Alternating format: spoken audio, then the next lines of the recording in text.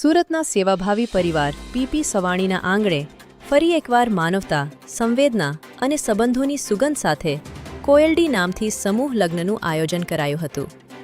આજે 55 દીકરીઓને મહાનુભાવોએ કન્યાદાન કરીને વિદાય આપી હતી.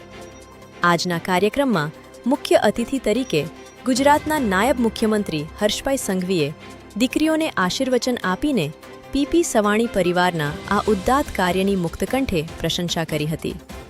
એમણે સવાણી પરિવારની સતત સાતત્યપૂર્ણ સેવાકીય પ્રવૃત્તિને બિરદાવી હતી. વધુમાં પિતા વિનાની દીકરીઓને પીપી સવાણીના આંગણે કન્યાદાન સાથે પિતા અને ભાઈ પણ મળ્યા.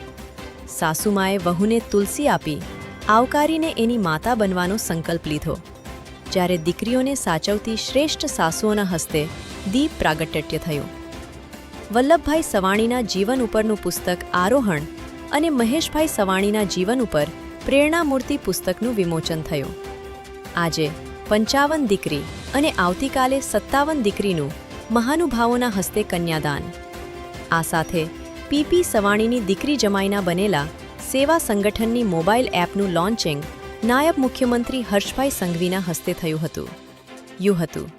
ત્યારે હજારો દીકરીઓના પાલક પિતા મહેશભાઈ સવાણીને જણાવ્યું હતું કે આજે પીપી સવાણી ગ્રુપ દ્વારા આયોજિત કોયલડી લગ્નોત્સવની અંદર 133 પિતાની છત્રછાયા વીણુ દીકરીઓના લગ્નના સમારંભ પૈકી 23 દીકરીઓના લગ્ન ગારિયાધાર તાલુકાના મેકડા ગામે સંપન્ન થયા.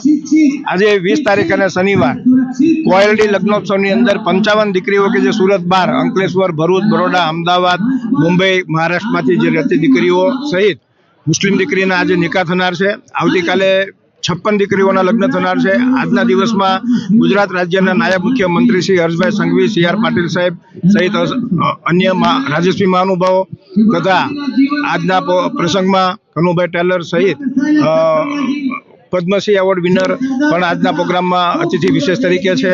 આજના પ્રોગ્રામનું દીપ પ્રાગટ્ય એવી સારી સાસુમાં કે જેમણે અમારી દીકરીને મા કરતાં પણ વિશેષ ખ્યાલ રાખ્યો હોય તેવી સાસુમાના હાથે દીપ પ્રાગટ્ય થનાર છે. અને આજના પ્રોગ્રામમાં 3 એવી દીકરીઓ કે જે પિતાની છત્રછાયા વિહોણી છે અને ભારત દેશનું નામ આંતરરાષ્ટ્રીય લેવલે રોશન કર્યું છે તેવા દીકરીઓના પણ સન્માન થયા છે. ગુજરાત અને દેશની તમામ માહિતીથી અપડેટેડ રહેવા માટે જોડાયેલા રહો કલ તક 24 ન્યૂઝ સાથે.